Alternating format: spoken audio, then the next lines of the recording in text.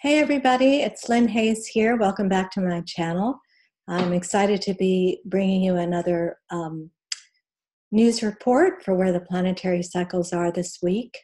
I've changed the name of this channel to Astrological Magic with Lynn Hayes, and I don't want that to scare anybody, but I really feel that understanding the nature of the planetary cycles, when the challenging cycles come, when the easy cycles come, that can really help us in our lives, just in our everyday, day-to-day lives.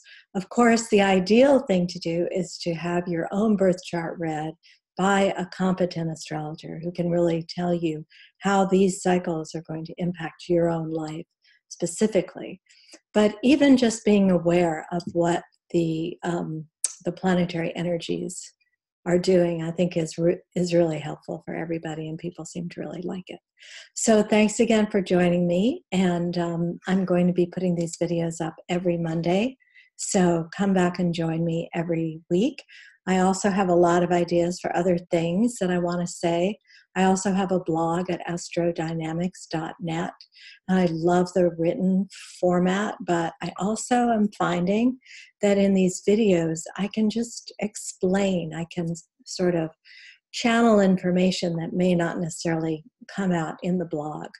So thank you again for joining me, and let's just go ahead and get started. So probably the two biggest planetary cycles of the year both have to do with the planet Neptune. So Neptune is one of the outer planets. It's a transformational planet. It doesn't really have anything to do with our personality and our needs, but it inspires us. The outer planets inspire us for transformation. So Neptune's job is to encourage us to let go of our attachment to the day-to-day real world and experience magic, experience creativity and music and the arts and inspiration and illumination, spiritual connection to the divine. Neptune is at work when we're at the beach and we just feel like we're at one with everything. That's a very Neptunian experience. So is watching television for 8 hours and losing yourself in the TV, or drinking a lot of beer, or having a few bottles of wine. Those are all experiences in which we try to contact an experience that's outside of ourselves. So this year, there are two major planetary cycles, both having to do with Neptune. The first started a couple of weeks ago, and I believe I talked about this in the very first video that I did, and I'll link that below, along with the links to the articles about these cycles. So Jupiter squared Neptune. Now, Jupiter and Neptune are connected. They're both rulers of Pisces. So they're both expansive forces. So even when they're in a challenging planetary aspect, like a square, a 90-degree hard angle aspect, they still support each other because they both want expansion.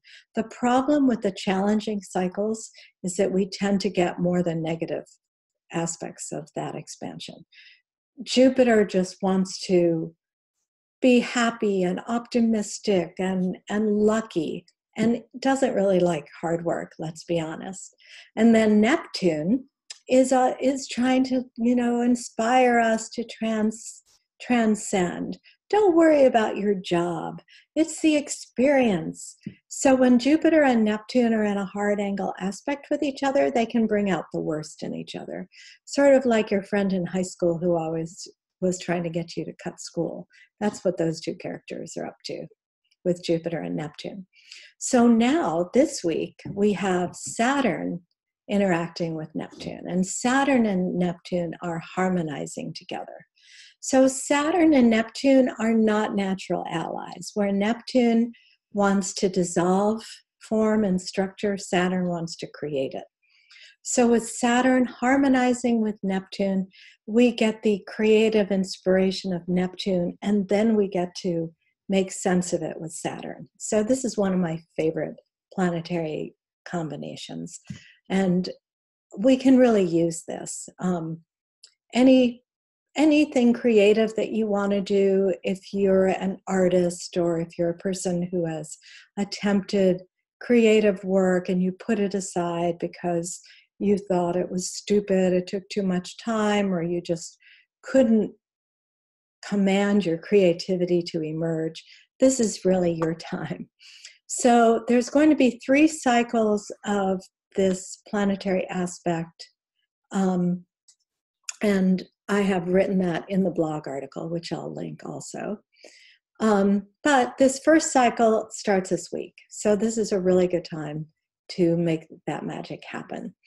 The other things that are going on this week, on the 28th, which is actually the day that I'm recording this video, the Sun and Mercury are aligned in the sky.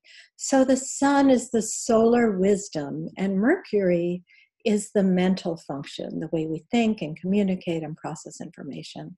So when the Sun and Mercury are aligned, it's a wonderful time for communication. I'm kind of laughing because I had an argument with my husband this morning about communication, because the sun is shining light on how we communicate. And if there are any issues about communication, you're going to know about it today. But it's also a really good time to express your views. We're a little clearer. It's easier to process difficulties in communication and how we talk to each other. So this lasts for just a day or so. Then starting today, tomorrow, we're going to be lining up for a stressful combination with Mars and Pluto. So Mars is the planet of war and aggression. It's very assertive and dynamic. It inspires us, it motivates us. But it definitely has that sort of aggressive pushiness, which we need. Without Mars, we would never get out of bed. Pluto, I think of Pluto as the higher octave of Mars. So Pluto has to do with personal transformation, letting go of the things that we want, which is more what Mars is about, and achieving something transformational. It also has to do with empowerment and power issues and power conflicts. So when Mars, which is the personal will, is conflicting with Pluto, which is the higher self will, there can be some anger and some rage coming out, potentially. Power conflicts, certainly.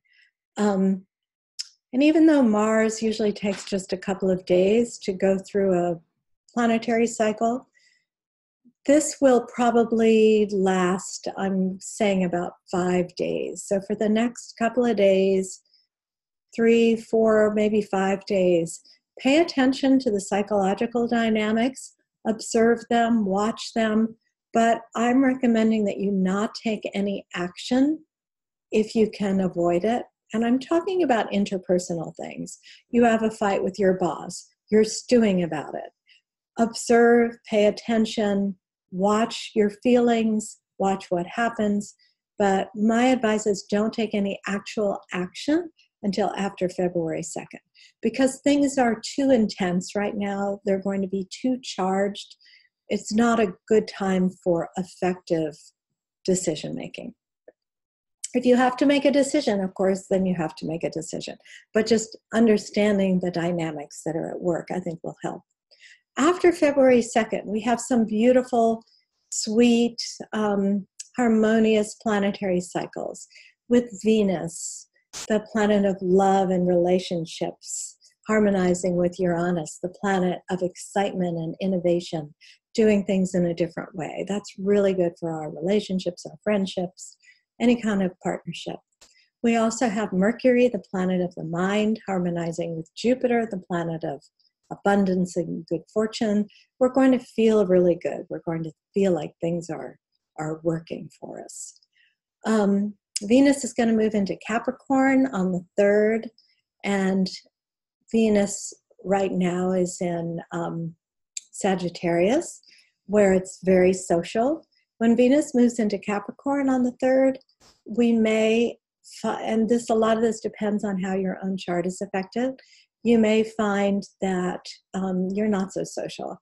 Capricorn isn't really about, oh, how are you? And talking, engaging in a very kind of frivolous way. Capricorn's about hard work, processing. What are you thinking? Let's work together. Let's create something. Let's make something happen. And Venus will be in Capricorn for a few weeks. And then the last, I believe, the next report, the next video that I'll be putting out will be the day of the Aquarius full moon.